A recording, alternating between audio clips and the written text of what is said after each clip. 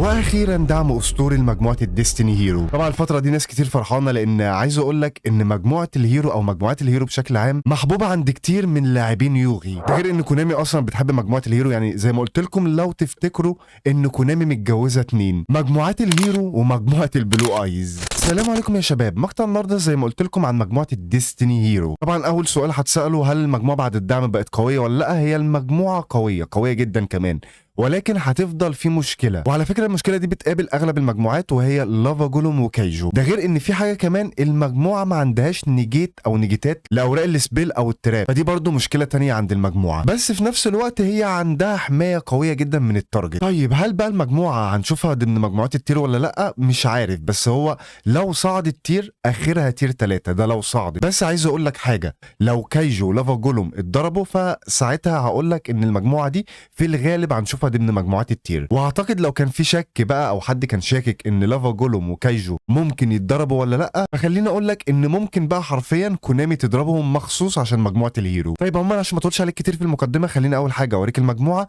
بعد كده نروح نشوف المبارزات مع بعض. طيب ده شكل المجموعه اللي انا بلعب بيه، بس خليني اقول لك مبدئيا كده انت محتاج الافضل يعني تلعب بنسختين من وحش البلازما، وده بتقدر تجيبه من ليفل 45 للشخصيه، ربنا معاك بقى. وطبعا ممكن تعمل اضافات تانية زي مثلا بيدة راع بتفيد جدا مع المجموعه، لافا جولوم مش هتنفع. وممكن على فكره تلعب نيبيرو مع المجموعه مثلا لو بتلعب نسختين من الفيوجن ديستني. انا عن نفسي ضايف بوك اوف كليبس، بوك اوف مون، ميستيكال، والورقه دي بتحميني من الكوكي سبيل اللي عند خصمي، وطبعا بتعمل نيجيت لاي فيلد واي كونتينيو سبيل. ولو عندك دروبلت ممكن برضو تلعب بيها. طيب المجموعه ما اعتقدش محتاجه شرح لان معظم الاوراق فيها قديمه. هو بس وحش الفيوجن اللي حرفيا يعتبر من اقوى وحوش الديستني هيرو. طبعا هو وحش متجدد، يعني بتقدر تدمره لنفسك وتدمر اي ورق في ملعب خصمك، وفي الدور اللي بعديه بيرجع لك تاني. طيب عموما مش عايز برضو اطول عليك كتير، خليني اول حاجه اوريك مبارزه ضد بوت عشان اوريك كومبو المجموعه. هي المجموعه ليها بدايتين بالشكل ده. على فكره في اشكال تاني للمجموعه، وممكن تلعب المجموعه مع الزومبي هتبقى كويسه جدا، وهبقى انزل لكم مقطع عن المجموعه دي مع الزومبي. بس خليني مبدئيا كده النهارده اوريكم المجموعه بالشكل ده. طيب اول حاجه هتعملها فعل المهاره،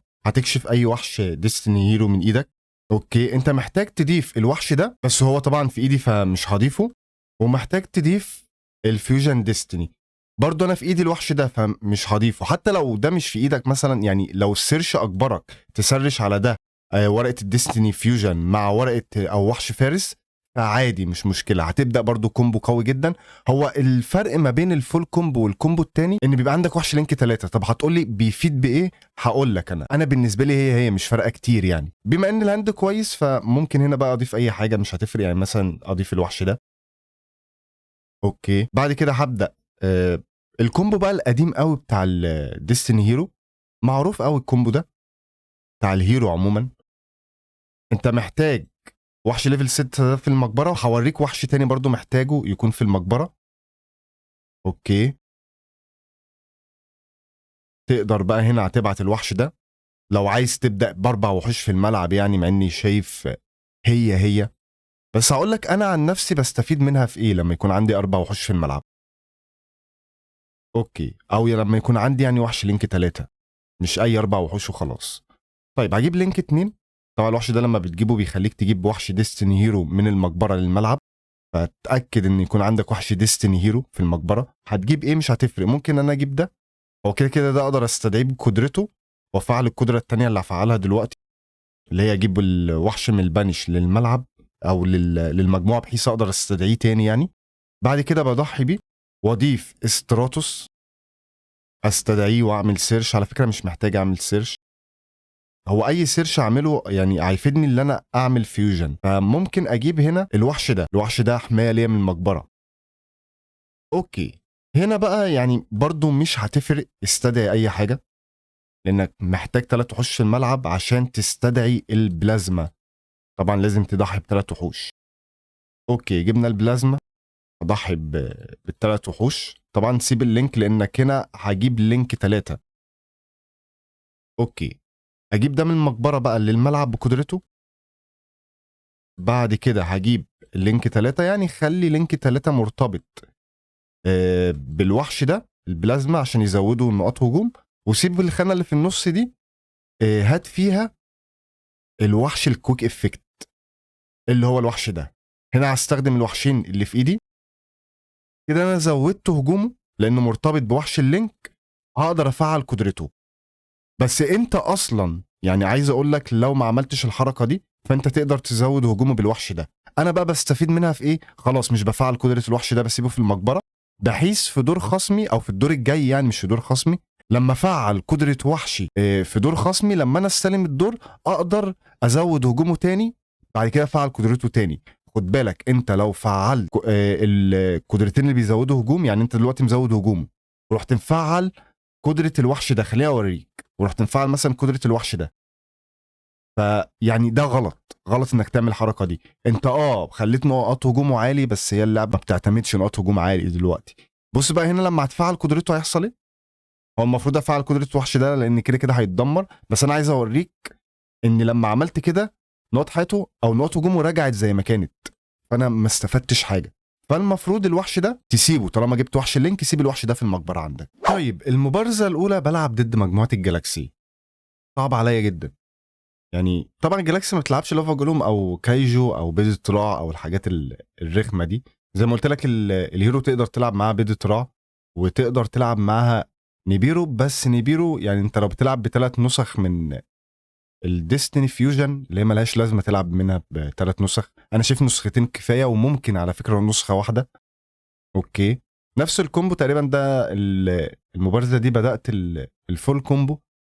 هو بصراحه الاتنين يعتبروا فول كومبو، يعني انا بشوف البدايتين سواء هتبدا بوحشين فيوجن ووحش البلازما ده يعتبر اقوى كومبو للمجموعه، ولو هتبدا بوحش البلازما ووحشين فيوجن ولينك 3 هي انا شايف الاثنين هي بصراحه، يعني شايف مفيش فرق كبير او مفيش فرق اصلا.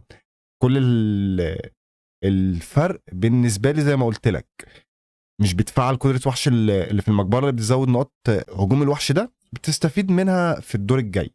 هتقول لي افرض كده كده الوحش اتدمر، او افرض اتدمر عادي بتقدر تجيبه وحش لينك 2، لينك 2 تجيب بيه اي ديستني هيرو من المقبره للملعب، ما عدا البلازما طبعا، لان البلازما تقدرش تستدعيه غير بقدرته. طبعا هو هنا اتضاف الورقه اللي بتعمل تريبيوت، بس انا زي ما قلت لكم وحوشي كلها ضد الاستهداف، اوراقي كلها ضد الاستهداف، فما اقدرش افعلها. طبعا هو ما حرمش، راح ضايف الورقه اللي بتعمل بانش وفعلها، فعمل بانش لنفسه. طب يعني انت ذكي قوي، يعني الاولى ما اتفعلتش خلاص التانية ما تفعلهاش بقى، ما تعمل بانش لنفسك. مفيش فايده. طبعا هو ما انسحبش، مش عارف ليه. اوكي، اخدت الجالاكسي دمرت وحش، بص انا رجعت تاني نقاط هجوم وحشي.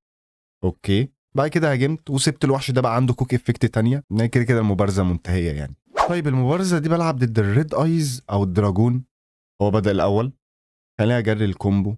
طيب ابتدى بدايه قويه جدا للمجموعه، بس ما عندوش اوراق خلفيه. انا في ايدي 2 بوكوفمون، حتى لو عمل لها نيجيت هبقى خلصت من نيجيت وعندي بوكوفمون تانية اساسا. اوكي، لسه عندي مشكله في الوحش ده، بس عادي هبدا على طول بالفيوجن ديستني، عمل لها نيجيت، عندي واحده ثانيه في ايدي.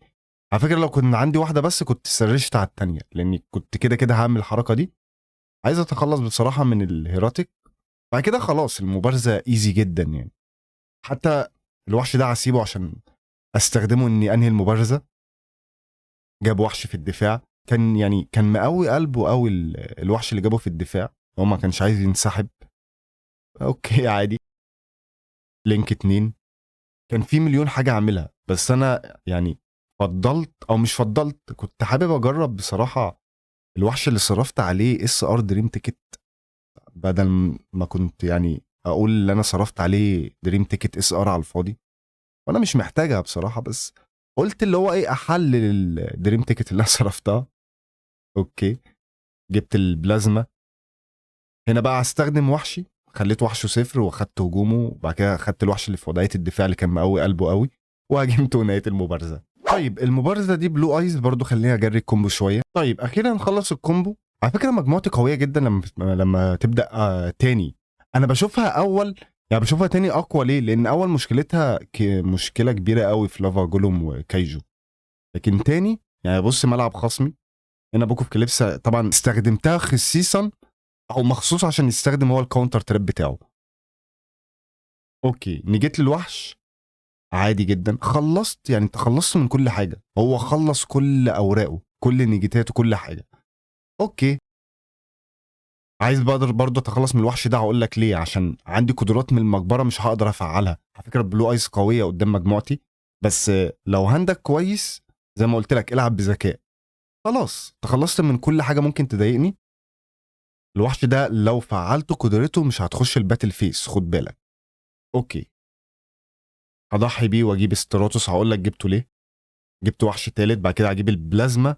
هاخد الوحش ده، او عموما وحوشه خلاص اتعمل لها نيجيت. بعد كده هدمر ورقته بحيث وحوشه كلها تتدمر. خلاص ملعبه بقى فاضي، هاجمته نهايه المبارزه. طيب المبارزه دي كنت بلعب ضد الشارك. كنت بلعب ضد ايه مش فاكر. مش الشارك تقريبا، ما لعبتش ضد الشارك. ما خدتش بالي حتى من المهاره. خلينا نشوف. عملت الهاند كويس عموما، وفي ايدي الورقه دي يعني ببقى مطمن الى حد ما على الاقل من الفوكس بيل بيبقى عند خصمي. اوكي، المجموعه دي ضد، او المبارزه دي ضد الدرايتون. ضد الدرايتون اوكي، هعمل سيرش. ضفت الوحش ده.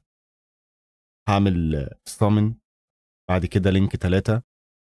عادي تقدر تعمل كومبو بكذا طريقه عموما. جبت البلازما. هجيبه بلازما رخم جدا، يعني لازم تتخلص منه بدروبلت مثلا، او كايجو، او لافا جولوم. عموما يعني فيها حاجات كتير. اوكي، اخد افكت دامج. جبت اخيرا الفينيكس. ديستني هيرو قوي جدا الوحش ده. هو قوته مش في التدمير. هو التدمير اولا بدون استهداف، لو انت مش واخد بالك تدمير بدون استهداف، ودي حاجه قويه جدا. وتدمير لاي ورقه في الملعب. ثانيا يعني الوحش نفسه متجدد، لان كل دور هيجي لك عادي جدا. طبعا قدره كويك افكت. هنا فعلت الورقه دي عشان انجت الفيلد بتاعه. ما كنتش محتاج اعمل كده قوي، كنت ممكن اصبر عليها شويه. المشكله اللي هي نجتت كمان من ورقتي، بس عادي. يعني انا في امان من اي كوكيز بيل عموما. جاب درايتون. جاب الوحش ده ليه؟ نقاط هجوم وحوشه قلت. هو ما يقدرش يعمل ريتشوال، لان ورقه الريتشوال دي بيعملها على حسب نقاط الهجوم بتاعت الوحوش. فهنا اضطر يجيب وحش اللينك ده عشان يستخدم الماتيريال، وهجومهم اهو 2000 يعني عادي هم ماتيريال، فعشان يعمل ريتشوال يعني. اوكي، انا دمرت له الوحش اساسا، فما لحقش يعمل حاجه. هنا اضطر يجيب سايبر انجل. جاب وحش باستخدام الكونتينيو. مش الكونتينيو، باستخدام النورمال سبيل عادي. اوكي، وحوشه زي ما قلت لك كلها معمول لها نيجيت بسبب لازمه، حتى ده جابه على الفاضي. الناس كلها طلع يعني. قعدت بقى افكر، اقول طب ما اروح افتح على السلكشن. الناس كلها فاتحه يعني. حرفيا الناس كلها عندها الوحش ده ما عدا انا. حرفيا انا بس اللي مش عندي. اوكي، دمرت الفيلد غلسه. بعد كده هجمه واحده، طبعا وحشي 5350 نقطه. فهجمه واحده نهايه المبارزه. طيب المبارزه دي هو ايه الزهايمر اللي عندي ده؟ دي ترابتريكس. انا بتلخبط بالشخصيات. اصل في شخصيات كده لما تشوفها بيجي في دماغك يعني مجموعه معينه. يعني زي المبارزه اللي فاتت جت في دماغي على طول الشارك. المبارزه دي جه في دماغي على طول مجموعه راع. طبعا لو مجموعه راع ما تجيبش 3 وحوش، هتبلع بيضة راع طبعا. مش محتاج اقول لك الكلام ده. اوكي، سيرش على الوحش ده. هنا بقى مش هجيب لينك 3. الهاند بيحكمك. هنا اضطريت اسرش على الورقه دي اللي هي فيوجن ديستني وعلى فارس. بس زي ما قلت لك هي حتى لينك 3 تقدر تجيبه بعد كده في الدور الثاني وترجع وحش الهيرو ده لو اتدمر مثلا بلينك 2. اوكي، جبت الوحش ده في الدفاع كده. كنت ممكن ما اجيبهوش برضو، بس لما ببدا اول بصراحه ببقى خايف جدا من لافا جولوم وكايجو. بس مجموعه الترابتريكس ما ينفعش تلعب لافا جولوم وكايجو تقريبا، ولا ينفع؟ مش لا ينفع تلعب. ينفع تقريبا. ينفع. اوكي، نفس الموضوع يعني زي ما بقول لك كوكب الارض كله عنده الوحش ده ما عدا انا. انا بس اللي مش عندي. حط 3 اوراق خلفيه، طبعا مش قادر يعمل حاجه. دمرت منهم ورقتين. فينيكس هيرجع تاني. فينيكس اسطوره بصراحه. ادمر الورقه الاخيره. دمرت له ال3 اوراق حرفيا. اوكي، لينك 2 رجعت وحشي. عملت صامن اسحب ورقتين. حلو. دمرت الفيلد. عملت سيرش على ستراتوس وعامل سيرش كمان. وهجيب لينك 3 ما جبتوش اول دور، جبته الدور التاني، وبرضه خليت وحشي يكتسب القدره بتاعت الكوك افكت تاني او قدره التدمير بشكل عام. بعد كده هجمه واحده نهايه المبارزه.